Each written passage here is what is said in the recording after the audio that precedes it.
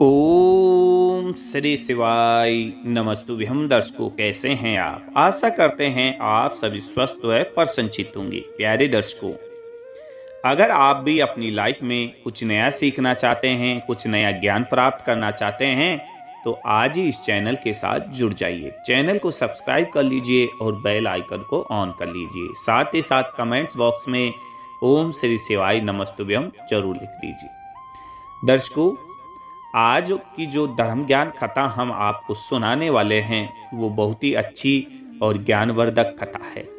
दर्शकों, आज की कथा है जो भगवान विष्णु जब एक बार मुश्किल में पड़ जाते हैं तो किस प्रकार भगवान शंकर उनकी मुसीबतों का सामना करते हैं और किस प्रकार भगवान विष्णु को उस मुश्किल से बाहर निकालते हैं। दर्शकों, यह कथा बहुत ही अच्छी और बहुत ही पुण्य देने वाली कथा है। इसलिए इस चैनल पर हम धार्मिक कथा लेके आते हैं। भागवत महापुराण से संबंधित आदि और देवी देवताओं की लोक कथाएं इस चैनल के माध्यम से लेके आते हैं।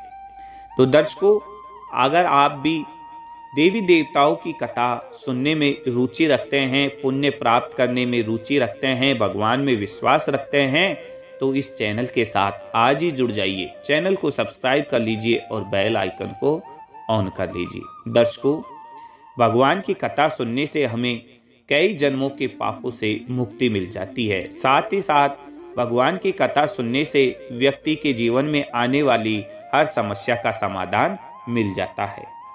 तो दर्शकों, आज की कहानी शुरू करते हैं। दर्शकों, आज की कहानी बहुत समय पहले की बात है। एक बार विष्णु जी बहुत ही मुश्किल में पड़े हुए थे। उन्हें बिल्कुल भी समझ में नहीं आ रहा था कि इस समस्या से कैसे बाहर निकला जाए। विष्णु जी लोगों की बढ़ती साधना और भक्ति से वह प्रसन्न तो थे, पर इससे उन्हें व्यवहारिक मुश्किलें आ रही थी। कोई भी मनुष्य जब मुसीबत में पड़ता तो विष्णु जी के पास भागा भागा आता और उन्हें अपनी परेशानियां बताता, उनसे कुछ न कुछ मांगने लगता। दर्शकों, विष्णु जी इससे दुखी हो गए थे। उन्होंने इस समस्या के निवारण के लिए देवताओं की एक बैठक बुलाई और बोले, देवताओं, मैं मनुष्य की रचना करके कष्ट में पड़ गया हूँ। कोई न कोई मनुष्य हर समय शिकायत ही करता रहता है कि जिससे न तो मैं कहीं शांति पूर्वक रह सकता हूँ और न ही तपस्या कर सकता हूँ। आप लोग मुझे कृपया ऐसा कोई स्थान बताए जिस स्थान पर मनुष्य नाम का प्राणी कभी नहीं पहुंच सके। विष्णु जी के विचारों का आदर करते हुए देवताओं ने अपने अपने विचार प्रकट किए। कार्तिकेय जी बोले, आप हिमालय पर्वत की चोटी पर चले जाए। विष्णु जी ने कहा, यह स्थान तो मनुष्य की पहुंच में है, उसे वहां पहुंचने में अधिक समय नहीं लगेगा। ब्रह्मा ने सलाह दी कि वह किसी महासागर में चले जाए। वरुण देव बोले, आप अंतरिक्ष में चले जाइए। विष्णु जी ने कहा, एक दिन मनुष्य वहां भी अवश्य पहुंच जाएगा। विष्णु जी निराश होने लगे थे। विष्णु जी मन ही मन विचार करने लगे कि क्या मेरे लिए कोई भी ऐसा गुप्त स्थान नहीं है जहां मैं शांति पूर्वक रह सकूं। अंत में सूर्य भगवान बोले कि आप ऐसा करें कि मनुष्य के हृदय में बैठ जाए। मनुष्य आपको इस स्थान पर ढूंढने में सदा उलझा रहेगा। विष्णु जी को सूर्य देव की सुझाव है जो पसंद आ गई। उन्होंने ऐसा ही किया। वह मनुष्य के हृदय में जाकर बैठ गई। उस दिन से मनुष्य अपना दुख व्यक्त करने के लिए विष्णु जी को ऊपर नीचे दाएं बाएं आकाश पाताल में ढूंढ रहा है, पर वह मिल नहीं रहे।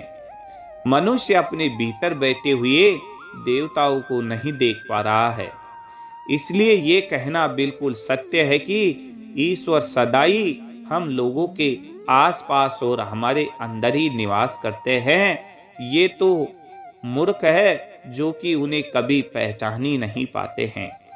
तो प्यारे दर्शकों, लोक कथाओं में भी ऐसा लिखा हुआ है कि भगवान है जो हमें हमारे हृदय में हमेशा निवास करते हैं, लेकिन हम उसको पहचान नहीं पाते, उसको देख नहीं पाते हैं। तो प्यारे दर्शकों, अगर आपको भगवान को प्राप्त करना है तो अपने अंदर देखना होगा, अपने मन की गहराई में उसे देखना होगा।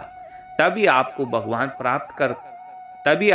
को प्राप्त कर पाएंगे और अपनी सभी समस्याओं का समाधान कर पाएंगे। तो प्यारे दर्शकों, आज की कथा आपको कैसी लगी, हमें कमेंट्स बॉक्स में लिख दीजिए। साथ ही साथ कमेंट्स बॉक्स में अच्छे अच्छे कमेंट्स आपको जरूर कर देने हैं। वीडियो को लाइक और शेयर आपको जरूर कर देना है। तो दर्शकों, मिलते हैं अगली लोक कथा के साथ। तब तक के लिए जय श्री राधे, जय श्री श्याम।